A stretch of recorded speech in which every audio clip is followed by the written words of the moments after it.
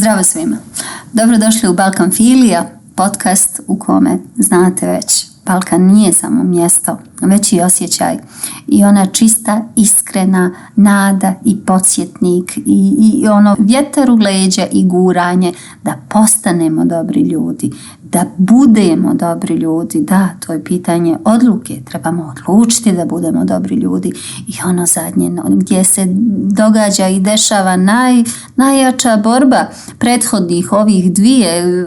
Postaneš, budeš, ali šta dalje? Kako da ostaneš dobar čovjek? Zato se zaista treba izboriti u našoj današnjici. Kao što sam već naglasila, zapravo naše veličanstvo ja jeste centar svih ostalih uloga. Mi kada krećemo u bilo koju ostalu ulogu, zapravo krećemo iz naše lične uloge, iz ja. To naše ja ide vani i predstavlja se u ostalim ulogama, ostvaruje se u ostalim ulogama.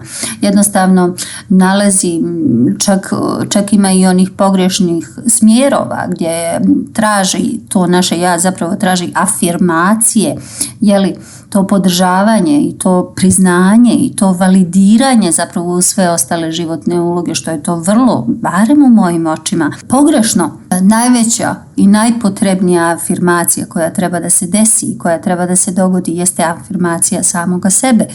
To je početak i to je onaj start odakle zapravo treba da krenemo. I da bi dospjeli zapravo do te afirmacije i do te svijesti da ono je tu i da postoji i da želim da ga upoznam i da želim da ga konzumiram, već sam naglasila, potrebna je ta konekcija. Da bi se dogodila ta konekcija, hajde da vidimo kako do nje. Od malena nas uče da budemo neko. Također nas uče i da budemo ja. Ima roditelja koji skreću pažnju i akcentiraju također taj suštinski zapravo dio nas. Međutim, ima i roditelja koji zapravo nimalo se ne osvrću na taj dio, koji zapravo više instrukcija i više savjeta i više prijedloga i smjernica pružaju i daju za one uloge koje su van nas.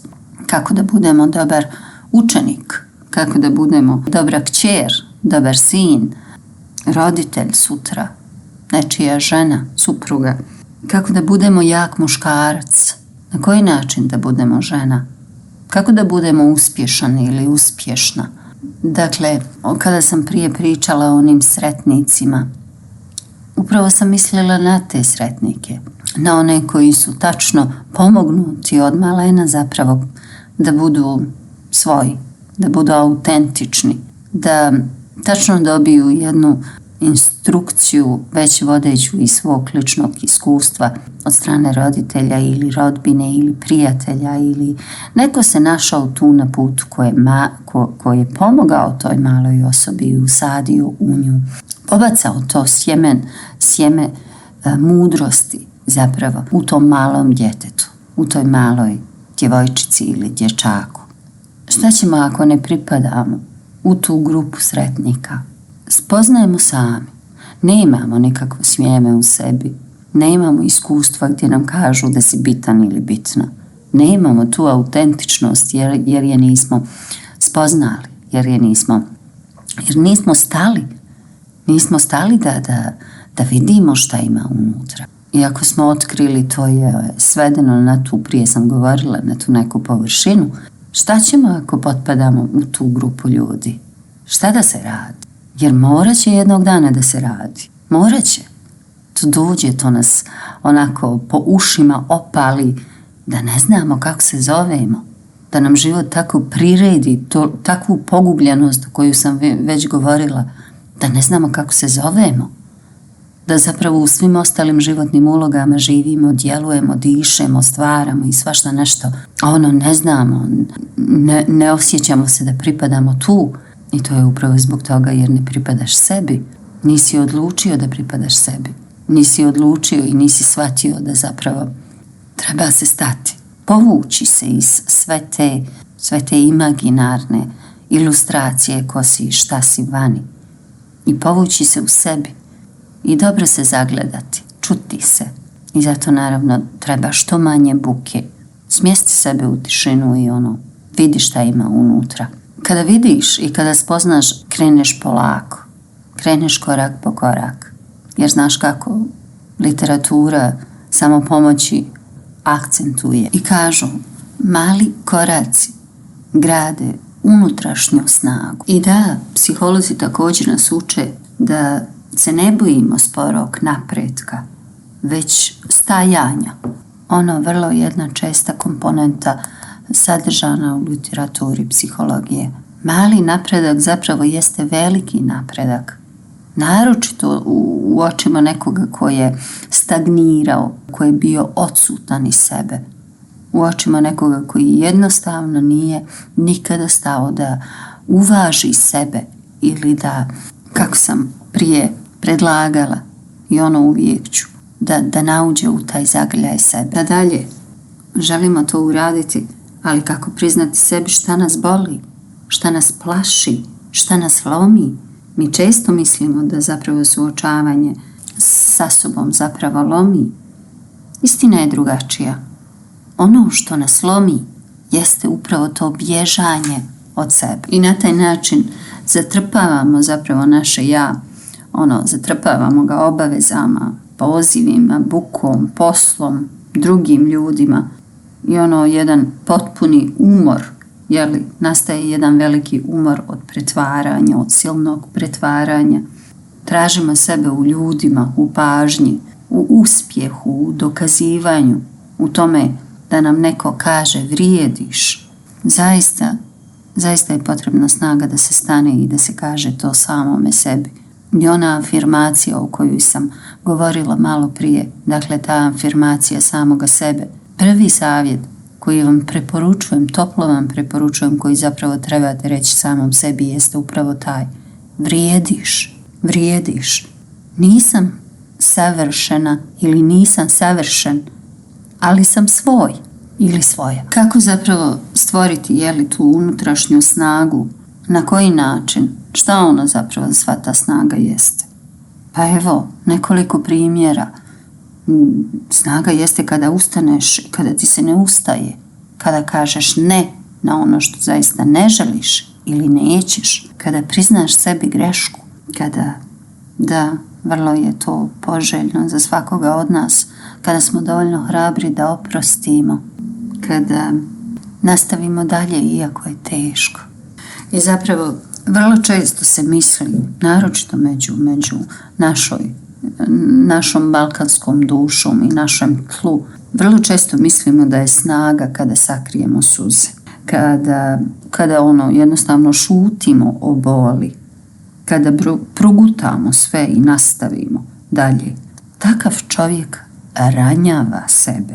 Ta emocija koja ide pod tepih zapravo nas udaljuje od ove konekcije. Nije moguće da se dogodi ako je sama emocija zapravo i ta bol i sve to što nije u redu, pa čak i ono što jeste u redu, sve je to nekako pod tepih. Zaista nam poručuju, zaista mudri ljudi nam poručuju u svojim literaturama, u svojim predavanjima, da jednostavno svi ti psiholozi i psihijatri kažu da je emocija poruka. Emocija je poruka. Tuga kaže nešto, ljutnja kaže nešto, strah kaže. Tuga kaže nešto ti je važno, zato si tužan, nešto se dogodilo, ono ti je bilo važno i zato si tužna ili tužan. Ljutnja kaže neko nam je prešao neku granicu, pa smo se naljutili. To nam poručuje emocija tuge. Neko je neku našu unutarnju granicu prešao i mi smo se naljutili. Strah nam uvijek poručuje, ta emocija straha zapravo uvijek nam poručuje da želimo sigurnost. Imamo strah samo zato jer hoćemo sigurnost, želimo sigurnost. Između emocije i prakse zapravo postoji jedan trenutak svijesti koji čak je i dokazano. Jednostavno, nedavno su čak i dokazali da zapravo ta trenutak pauze, kada zastanemo u trenutku velike emocionalnog događaja izvan nas i kada bi mi da uletimo da se naljutimo i uletimo da se raspravimo i skočimo u sve to i umjesto toga zapravo izaberemo da stanemo i da ne i da ne pokažemo reakciju zapravo samo u jednom jedinom malom sekundu ili trenutku, takvi ljudi sa takvom snagom, sa takvom emocionalnom inteligencijom su nazvati najmudrijima, najpametnijima. Osoba koja ne dozvoli da ga upravo ta negativna emocija savlada, već stane, uhvati je za grkljan i dobro se izbori sa njom. Najpametniji među nama i najinteligentniji među nama i oni ljudi koji u potpunosti konzumiraju emocionalnu inteligenciju su upravo takvi ljudi koji ne žure da se ljute, koji ne žure da dozvole i da otvore vrata negativnoj emociji, da na taj način zapravo ovlada i zavlada sa njima. I to ljudima koji nisu zapravo u konekciji sa sobom, njihovo ja je vrlo tiho, ali ljudima koji zapravo itekako posjeduju ovu emocionalnu inteligenciju, tu snagu da stane i da zapravo ugrabi za grkljan tu negativnu emociju koja bi da ga savlada, koja bi da ga bukvalno nad njim da skoči i da ga ugrabi, ali ne, on je dovoljno hrabar ili ona i dovoljno smio ili smjela da joj kaže ne može. Prvo ću da razmislim šta kažem, prvo ću da razmislim šta uradim. Prvo ću da se sastanem sa sobom pa da vidim kako ću da odreagujem. Tada to tiho unutrašnje ja je toliko moćno, toliko jako, toliko tačno kaže tako je. Stani i razmisli, nemoj reagovat, smiri, uzmi predah. I ti vrlo emocionalno inteligentni ljudi, zapravo oni znaju da kada je ljutnja oni stanu, kada je strah oni ga poslušaju i kada je tuga oni ne bježe od nje. Emocija nisu slabost, već jezik čovjeka. Tako nam poručuju psiholozi i psihijatri. To nije slabost, to je naš jezik. Čovjek koji ne može ostati sam sa sobom često traži spas u buci, u ljudima, u dokazivanju. Zapravo prava snaga dolazi kada samoća više nije kazna, već prostor u kome upoznaješ sebe. Dakle, mi se ne poznajemo upravo zato jer smo dozvolili našoj negativnoj emociji da ovlada, da napravi jednu, ne znamo ko smo, živim, dišem, hranim, ne znam ko sam, zaboravio sam ko sam. I nije samo da si zaboravio ili zaboravila, već smo nisam se nikada ni upoznao ili upoznao. I da, teatralno svjetlo bacam na tu činjenicu da je vrlo lako sve ovo poručiti i vrlo lako sve ovo reći i preporučiti bilo kome među nama. Ali je najteže ovo uraditi. Najteža je ta borba sa sobom. Zato su nam potrebni i instrumenti, zato su nam potrebne knjige, zato su nam potrebne saznanja, zato je potrebno zapravo sva ta pomoć koja se nalazi nama na putu, da nam pomogne kako da istrajimo i kako da izdržimo u svim tim iskrivljenim načinima funkcionalnosti u životu svome. Mali kratki predah.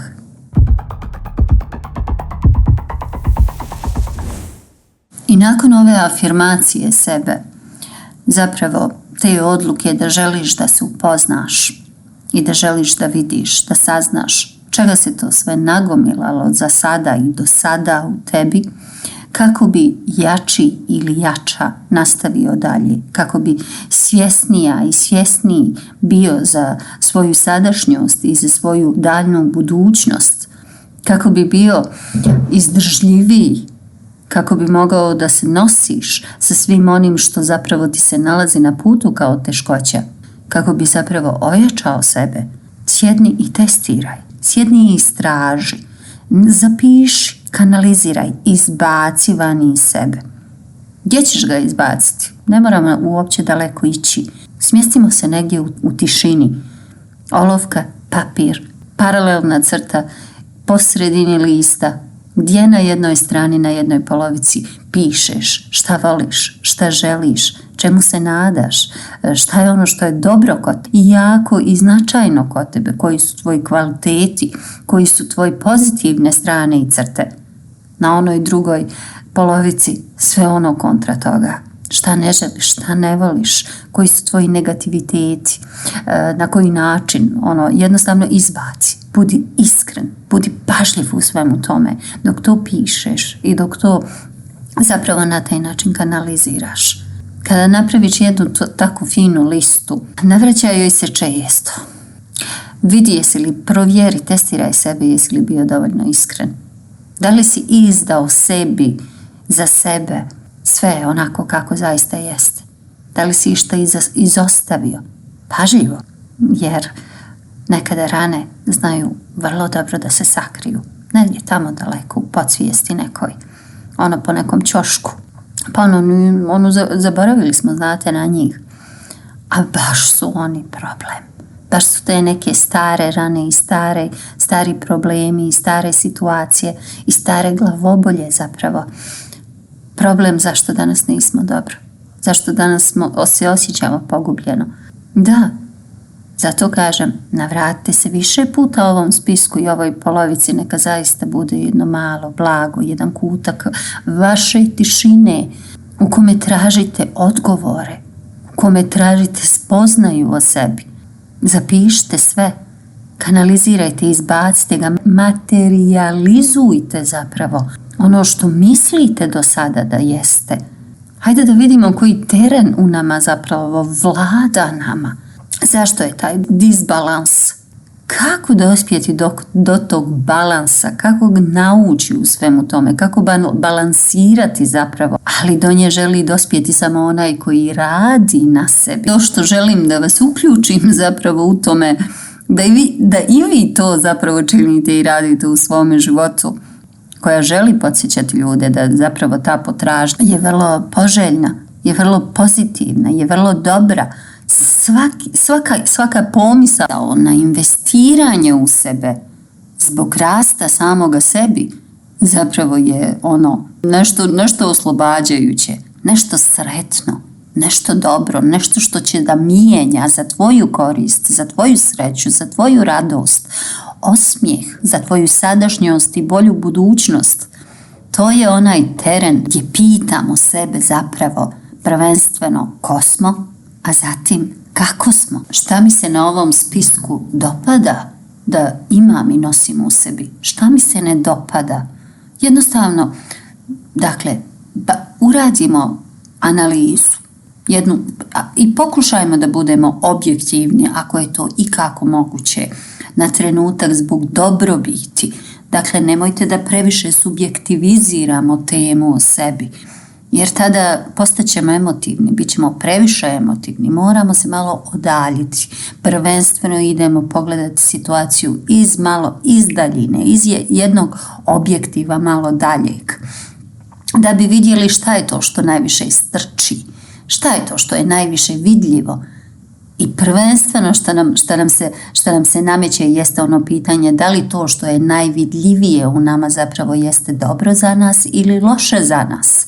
I vrlo je bitno da budemo iskreni sa sobom. Vrlo je bitno da to, i pored toga malkice ako osjetimo da to nije nešto što je dobro i što nam kao polovično djeluje dobro, a polovično nije dobro, vjerujte mi, to nije dobro. Ono što je dobro za nas, ono je čisto. Nema u tome ništa i dobro i loše. Ono što je loše za nas je loše.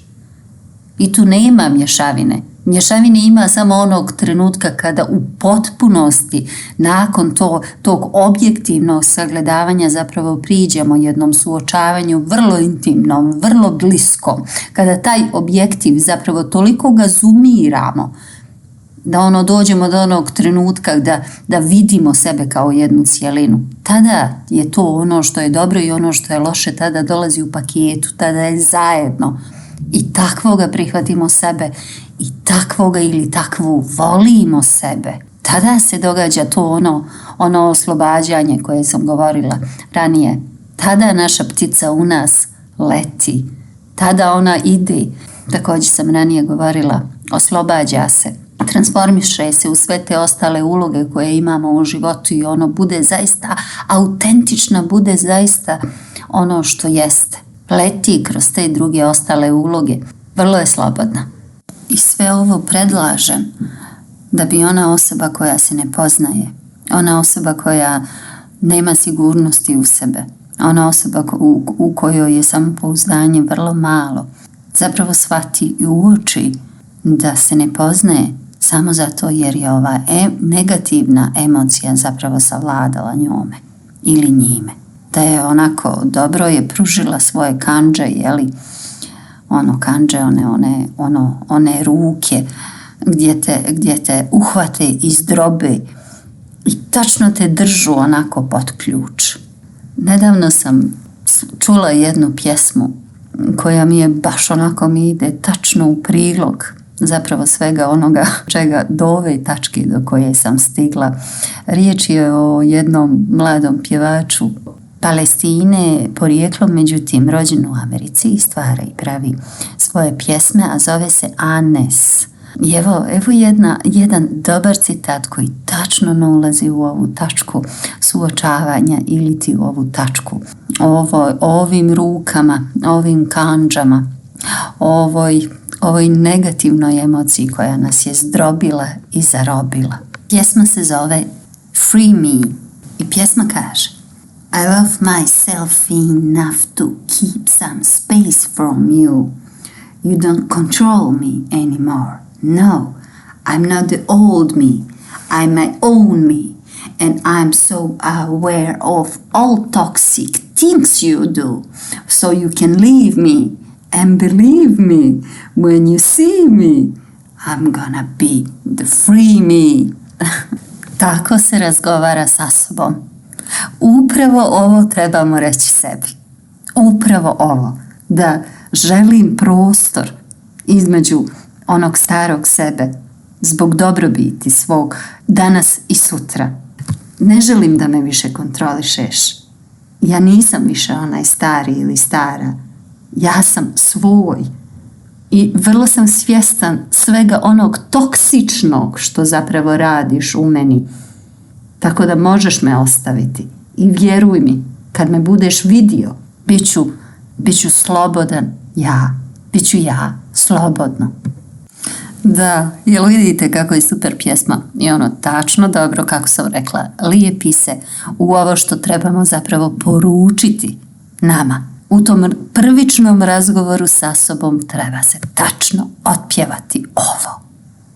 Iako već ne želite pjevati, recite, izgovorite, izbacite to sebi i recite onom starome sebi da nas više nema pravo kontrolisati. Ne može tako, ne može toj negativnoj emociji dozvoliti da nas, onako kako sam već rekla, dobro drži za grkljan i ne dozvoljava da dišemo ispravno. Zapušan je nos životni zapravo. Recimo i F.CK off, zvičnik.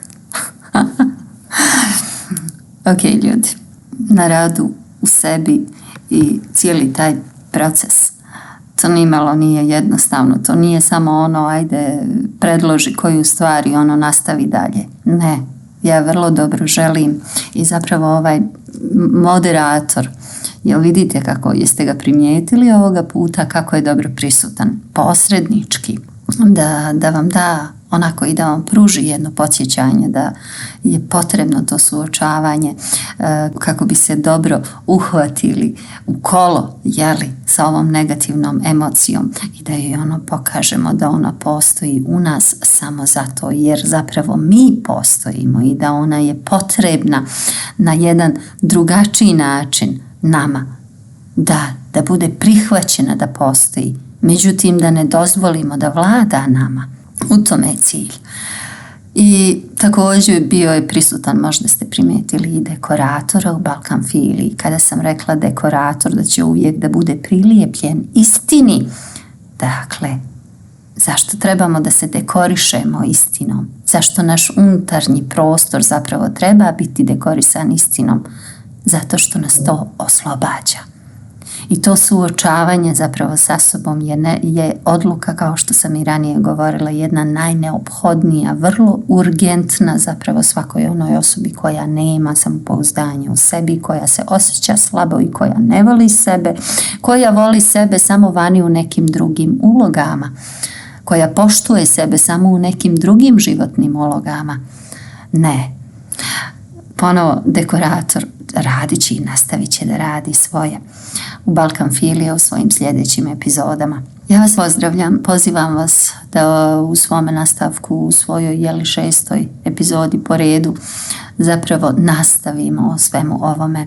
Do tada, kao i svaki put, budite mi dobro, želim vam svako dobro, ostanite jaki, ne zaboravite, napravite ovaj spisak, suočite se sa sobom, krenite ga pisati, držite ga kao jedan, onako, hajde, dala sam mu takvu identifikaciju, kao jedan kutak o sebi i za sebe, gdje je upravo ovo nakićen svojom tišinom u kome možemo razgovarati sa sobom i naravno čuti ga, vrlo dobro čuti ga i samo iskreno ljudi, samo iskreno. Ne zaboravite također i na samom kraju da vas podsjetim na skulptora, da vas pozovem da objavite balkanfilija@gmail.com, da na tu adresu, zapravo mail adresu, pošaljete vaše kreacije i zapravo ono što jeste vaše ja, kako bi naravno stvorili naše zajedničko životno djelo, zapravo djelo slobodnog čovjeka. Svako dobro, sve najbolje. Ćao ljudi.